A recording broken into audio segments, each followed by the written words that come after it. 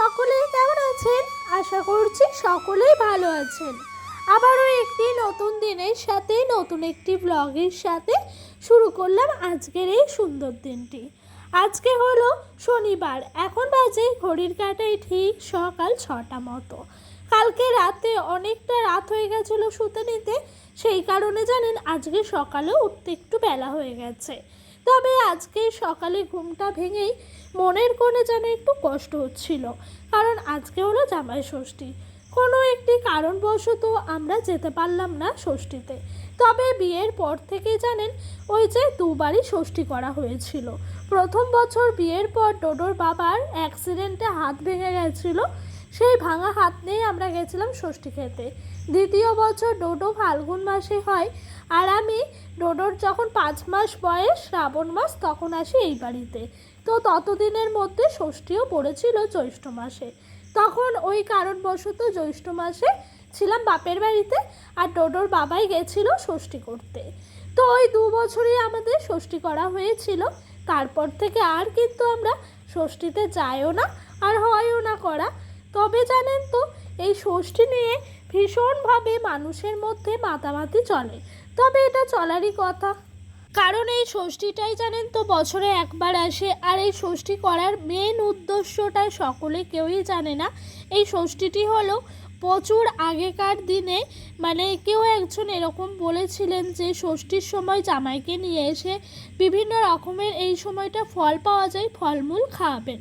তো সেই থেকেই জামাই ষষ্ঠী হয় এবং মেয়ে জামাইরা আসেন এই সময়টাই, যেহেতু ফল ভীষণভাবে হয় আমদানি, তো সেহেতু এগুলো খাওয়ানো হয়, সেই কারণ থেকে ষষ্ঠীটি প্রচলিত। তবে অনেকেরই মতামত আলাদা হতে পারে, আমি যতটুকু জানি ততটুকুই বললাম। জানেন, বেশ কিছুদিন ধরে মানুষের খোঁচা মারা কথাগুলো শুনতে শুনতে আর ভাল লাগছে না। আমরা কেন ষষ্ঠীতে যাইনি, আমাদের কি ষষ্ঠীতে নিমন্ত্রণ করেনি আমার মা, এই ধরনের হাজারো প্রশ্নের সম্মুখীন হতে হচ্ছে আজ সকালবেলা থেকে। এগুলো জানো তো বলতাম না তোমাদেরকে, তবে তোমরা আমার পরিবারের সদস্য, সুখ দুঃখ সব সময় পাশে থাকো। এই যে ষষ্ঠীতে যেতে পারিনি, লোকের কথাগুলোতেই কষ্ট লাগছিল। তাছাড়া আমাদের কোনো রকমভাবে কোনো কষ্টই হয়নি। সত্যি বলতে আমরা আরও ভালোভাবে এই দিনটা আজ কাটালাম, ভীষণ ভালোভাবে। কি বলবো তোমাদেরকে। তো যাই হোক, সকালে উঠে ওই দেখো ওইদিকে বাসি কাজকর্মগুলো সেরে নিলাম। এদিক দিয়ে কালকে বৃষ্টি হয়েছে সারাদিন, সমস্ত জামা কাপড়গুলো ভিজেছিল, সেই কারণে জামা কাপড়গুলো সকালে কাজকর্ম মোটামুটি হওয়ার পর মেলে দিলাম। আর এই দেখো এই দিক দিয়ে আজকে রিটে মাছ নেওয়া হয়েছে। তবে আমার শ্বশুরবাড়িতে এই মাছগুলোকে বলা হয় ট্যাংরা মাছ, ছালখালানি ট্যাংরা। তো এই যে ছালখালানি ট্যাংরা মাছেরই তরকারি করব। জানো, এই মাছ বিয়ের আগে কখনোই আমি খাইনি, তবে বিয়ের পর শ্বশুরবাড়িতে এসে খেয়েছি, ভীষণভাবে ভালো লাগে এবং আমি নিজে এখন খুব সুন্দরভাবে এই মাছটি রান্না করি। তবে আজকে সকাল থেকে একটু ব্যস্ত ছিলাম। আজকে ষষ্ঠী, তার সাথে শনিবার, তাও কিন্তু ছেলেকে পাঠিয়েছিলাম স্কুলে। তো এই স্কুলে পাঠানোর পর ওকে নিয়ে এসেছি, আজকে আমি দিতে আইনি, গেছিলো আমার শ্বশুর মশাই। তো নিয়ে আসার সময় আমিই নিয়ে এসেছি। তো নিয়ে এসে কিন্তু মোটামুটিভাবে কাজকর্মগুলো সেরেছি।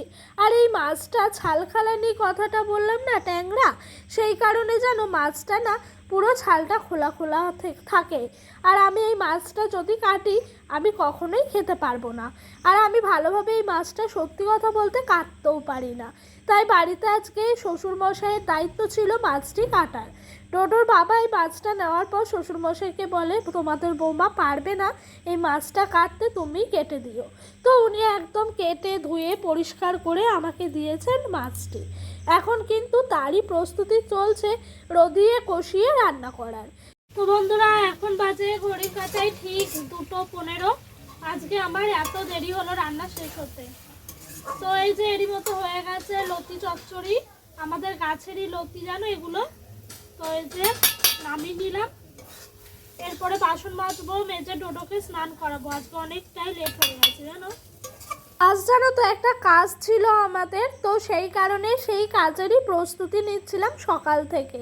তবে কালকে খানিকটা হয়েছে, আজকে তার অর্ধেকটা হবে। সেটা অবশ্যই ক্রমশ প্রকাশ্য করব তোমাদের সঙ্গে, আজকেই আমি পুরোপুরি বলবো না। তো সেই কাজটার জন্যই তাড়াতাড়ি করে ভেবেছিলাম রান্নাবান্নাগুলো করব। তবে যেটা ভাবা হয় সেটা কি সবসময় হয়? কখনোই হয় না। সেই কারণেই জানো তো রান্নাবান্নাগুলোও করছিলাম, আজ বেশি করিনি। গাছের কিছুটা মতো লতি আমার শ্বশুরমশাই কিছুদিন হলো তুলেছেন, আর সেই লতিগুলোকেই রাখা আছে। আর এই দেখো এদিক দিয়ে আমি মাছটা একদম পুরোপুরি রান্না করে ফেললাম। তবে এই মাছটা যেন তো আমাদের বাড়িতে বলে ভাঙাচোরা চচ্চড়ি, মানে মাছটা মাছ গোটা থাকে না, পুরোপুরি ভেঙে মাছটাকে রান্না করা হয়। সত্যি বলতে এত দুর্দান্ত লাগে কি বলবো। নামানোর মুখে একটুখানি গরম মশলা দিয়ে দিয়েছিলাম, তাতে স্বাদটাও আরও যেন দ্বিগুণ হয়ে গেছিল। তো ওই দিক দিয়ে ডোডো ভীষণ আনন্দ, সকাল থেকে সকলকে দেখছে ষষ্ঠীতে যেতে। ওর তো বাচ্চা মানুষ, মনটা একটু খারাপ। তবে কি বলো তো, ওকে আমরা একটা কথাই বলেছি, বিকেলবেলা তোমায় শপিংয়ে নিয়ে যাব, তার সাথে আমরা ঘুরতে যাব। এতে করে ও ভীষণভাবে খুশি হয়ে গেছে। এদিক দিয়ে রান্নাবান্না মোটামুটি কমপ্লিট, ভাতটাও তুলে নিচ্ছি। এই দেখো এই গামলাটির মধ্যে ভাতটি রেখে দিচ্ছি।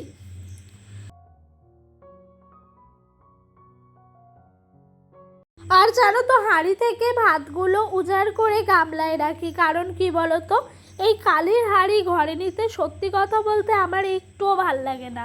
তাই রান্নাবান্না শেষে এই কালির হাঁড়ি থেকে ভাতগুলো তুলে রেখে দিই এই গামলাটির মধ্যে। তারপর দুপুরে আবার মেজে ধুয়ে নিই। এই দেখো এই দিক দিয়ে সমস্ত জামা কাপড়গুলো ভাঁজ করছি। এখানে যেহেতু দুদিনের জামা কাপড় আছে, তাই একটু অনেকটাই বেশি জামা কাপড় হয়ে গেছে। এরই মধ্যে স্নান সেরে নিয়েছি, ডোডোকে স্নান করিয়ে খাইয়ে এখন বসিয়েছি খেলতে। আমরা যেহেতু ওই কাজটিতে যাব, ওকে ঘুম পাড়ালে এখন হবেই না, সেই কারণে আজকে ওকে আর ঘুম পাড়ালাম না। আর তার সাথে আমি আজকে একটু মাথায় শ্যাম্পু করেছি, কারণ কালকে জানো তো মাথার মধ্যে চুপচুপে করে তেল দিয়েছিলাম। তবে কাল বৃষ্টি হয়েছিল বলে ওয়েদারটা বেশ ঠিকঠাক ঠান্ডা ছিল। আজকে জানো তো রোদ উঠে গেছে, ভীষণভাবে গরম লাগছে। আর ভীষণ গরমে আমি তেল দিয়ে একদমই থাকতে পারি না। সেই কারণে ভাবলাম যে না, আজকেই আমাকে শ্যাম্পুটা করে নিতে হবে। এদিক দিয়ে দেখো আমার দুটো তিনটে নাইটি আছে, সেই নাইটিগুলোকেও ভাঁজ করে এই যে রেখে দেবো আমাদের এই ঝুড়িটার মধ্যে। জামা কাপড়গুলো গুছিয়ে রাখতে অনেকটাই অসুবিধে হয়, বারবার করে তলার জামা কাপড়গুলো নিতে গিয়ে উপরের জামা কাপড়গুলো এলোমেলো হয়ে যায়।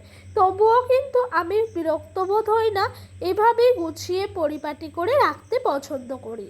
জানো তো প্রত্যেকটা মেয়ের মতনই আমারও স্বপ্ন যে একদিন আলনা কিনবো, আলনার মধ্যে সমস্ত জামা কাপড়গুলো গুছিয়ে রাখবো। তবে বলাই যায় যে সময়ের সঙ্গে মানুষ সব কিছু পায়, এখন সেই সময়টা আসেনি।